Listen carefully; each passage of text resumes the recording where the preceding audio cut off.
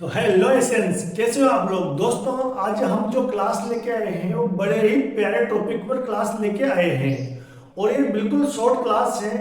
और ये किसके लिए उपयोगी है, तो ये सबसे ज्यादा उपयोगी है मेरे वो दोस्त जो रेलवे की तैयारी कर रहे हैं। आज की जो हमारी क्लास है वो बौद्ध धर्म के ऊपर है। तो चलिए फिर स्टार्ट करते हैं आज की क्लास। बात करते हैं हम बौद्ध धर्म की। तो बौद्ध धर्म के संस्थापक कौन थे, तो बौद्ध धर्म के संस्थापक हैं गौतम बुद्ध। गौतम बुद्ध। गौतम बुद्ध को हम और क्या बोलते हैं, भगवान बुद्ध भी इन्हें हम कहते हैं। बात करें बुद्ध का अर्थ क्या होता है, तो बुद्ध का अर्थ होता है दोस्तों प्रकाशमान। बुद्ध का अर्थ होता है प्रकाशमान। या इसका दूसरा अर्थ क्या होता है, जागृत। क्या अर्थ होता है, जागृत। बात करें कि गौतम बुद्ध के उपनाम क्या है, तो दोस्तों इन्हें एशिया का ज्योतिपुंज कहा जाता है। दोस्तों, क्या कहा जाता है, एशिया का ज्योतिपुंज। एशिया का ज्योतिपुंज, लाइट ऑफ एशिया। बात करें बौद्ध धर्म की पवित्र भाषा की, तो इनकी जो पवित्र भाषा है दोस्तों वो है पाली। इनकी जो पवित्र भाषा है दोस्तों वो पाली। चलिए फिर अब अपन सामान्य परिचय ले लेते हैं भगवान बुद्ध का। तो भगवान बुद्ध का जन्म कहाँ हुआ, तो इनका जन्म हुआ था दोस्तों 563 ईस्वी ईसा पूर्व में। 563 ईसा पूर्व में। और कहा हुआ था, लुम्बिनी नेपाल में। कहा हुआ था दोस्तों, लुम्बिनी नेपाल में। कब हुआ था, 563 ईस्वी में। भगवान बुद्ध के जो बचपन का नाम था पहले दोस्तों वो था इनका सिद्धार्थ। क्या नाम था दोस्तों इनका, सिद्धार्थ। बात करें इनके पिताजी की, तो इनके पिताजी का नाम क्या था, शुद्धोधन। शुद्धोधन, जो शाक्य गण के प्रधान थे मित्रों। शाक्य गण के प्रधान थे। बात करें इनकी माताश्री का, तो इनकी माताश्री का नाम था महामाया देवी। महामाया देवी। जबकि जो इनका लालन पालन था दोस्तों वो गौतमी ने किया था। किन्होंने किया था, गौतमी ने। बात करें इनकी पत्नी की, तो पत्नी का नाम था यशोधरा। पत्नी का नाम क्या था दोस्तों, यशोधरा। ठीक है। ये कोलीय राजकुमारी थी दोस्तों, मैं ये भी लिख देता हूं, कोलीय राजकुमारी थी ये।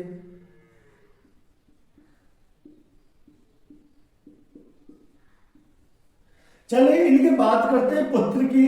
तो इनके पुत्र का नाम था दोस्तों राहुल। इनका घोड़ा था, इनके घोड़े का नाम था कंठक। घोड़े का नाम भी कई बार पूछ लिया जाता है दोस्तों, कंठक। बात करें इनके सारथी की, तो सारथी का नाम था चेन्ना। सारथी का नाम क्या था, चेन्ना। बात करें इनके शिष्य, तो भाई जो भगवान बुद्ध के जो शिष्य होंगे तो वो तो आनंद में रहेंगे। भाई बुद्ध के शिष्य कौन होंगे, जो बुद्ध के शिष्य होंगे, जैसे भी होंगे, तो जब उनके ऊपर भगवान बुद्ध की कृपा रहेगी तो वो किस में रहेंगे, आनंद में रहेंगे, मौज में रहेंगे। तो इनके जो शिष्य हैं उनका नाम क्या है दोस्तों, उनका नाम है आनंद व उपाली। आनंद व उपाली। चलो बात करते हैं त्रिरत्न की। त्रि का मतलब होता है तीन। भगवान बुद्ध ने 3 रत्न दिए जिन्हें क्या कहा गया, त्रिरत्न। तो ये त्रिरत्न क्या थे दोस्तों, ये थे बुद्ध, धम्म, संघ। बुद्ध, धम्म, संघ। इन्होंने 4 आर्य सत्य दिए। तो वो जो 4 आर्य सत्य थे कौन कौन से थे, दुख समुदाय,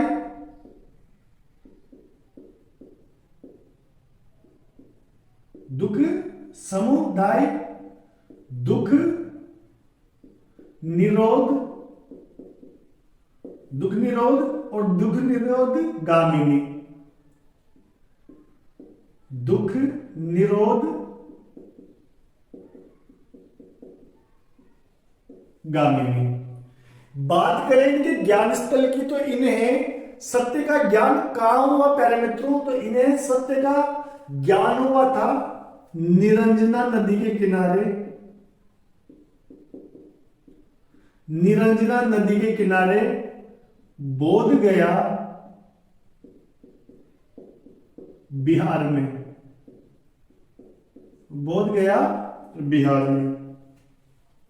इन्होंने अपना प्रथम उपदेश कहां दिया, तो दोस्तों इन्होंने अपना प्रथम उपदेश दिया था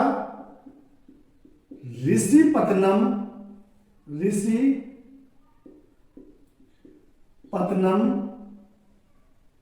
सारनाथ में, ऋषिपत्तनम सारनाथ में। इन्होंने कहां पर धर्म प्रचार किया दोस्तों, तो इनका बौद्ध धर्म का जो प्रचार प्रसार हुआ दोस्तों वो कहां पर हुआ, मुख्य रूप से शाक्य, काशी, मगध, अंग व मल्ल में। ठीक है, इनकी जो मृत्यु हुई थी दोस्तों वो हुई थी 483 ईसा पूर्व में, और कब हुई थी, वैशाख पूर्णिमा को, वैशाख पूर्णिमा को। इनका जो मृत्यु स्थल है वो मृत्यु स्थल है दोस्तों कुशीनगर, कुशीनगर यूपी, कुशीनगर यूपी। और दोस्तों जो इनकी मृत्यु है, इनकी मृत्यु को क्या कहा जाता है वो लिखवा देता हूं मैं साइड में, उसको कहा जाता है महापरिनिर्वाण, महापरिनिर्वाण इनकी मृत्यु को कहा जाता है दोस्तों। कब हुई थी, 483 ईसा पूर्व में वैशाख पूर्णिमा को। कहां पर हुई थी, कुशीनगर यूपी में। ठीक है, बौद्ध धर्म की टोटल संगतियां कितनी हुई दोस्तों, तो इसकी जो संगतियां हुई थी टोटल वो हुई थी 4। कब कब हुई थी, यह हुई थी आपके 483 ईसा पूर्व, फिर उसके बाद 100 साल बाद हुई थी 383 ईसा पूर्व, फिर एक हुई थी 250 ईसा पूर्व, और फिर हुई थी 98 ईस्वी में दोस्तों। कब हुई थी, 98 ईस्वी में। स्थान कैसे याद रखोगे, मैं आपको एक ट्रिक बताता हूं। राजगृह, वैशाली, पाटलिपुत्र, कुंडलवन, कुंडलवन। तो कैसे इनको याद रखोगे दोस्तों, चलो फिर मैं आपको ट्रिक बता देता हूं इसकी ट्रिक है दोस्तों। इसका जो स्थान है उसको कैसे याद करोगे आप, तो देखिए दोस्तों, राजगृह की वैशाली में, पाटलिपुत्र में कुंडल पहने। कैसे याद रखोगे, राजगृह की वैशाली में, पाटलिपुत्र में कुंडल पहने। ठीक है, इसके जो अध्यक्ष थे, तो जो राजगृह वाली बौद्ध संगति थी उसके अध्यक्ष थे महाकश्यप, वैशाली साब कबीर, पाटलिपुत्र में मोगलीपुत्र और कुंडलवन में वसुमित्र। बात करें उस वक्त शासन किस किस का था, तो शासन था अशोक, कालाशोक,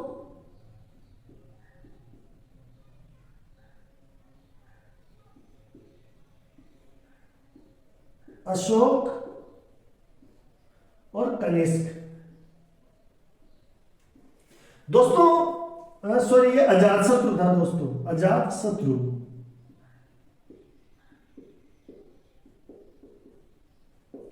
तो दोस्तों बौद्ध धर्म की जो पहली बौद्ध संगति हुई उसका काल क्या था, 483 ईसा पूर्व था। स्थान था राजगृह, अध्यक्ष था महाकश्यप, और उस वक्त शासन किसका था, अजातशत्रु का। दूसरी बौद्ध संगति हुई 383 में। स्थान कौन सा था, वैशाली, इसका अध्यक्ष कौन था?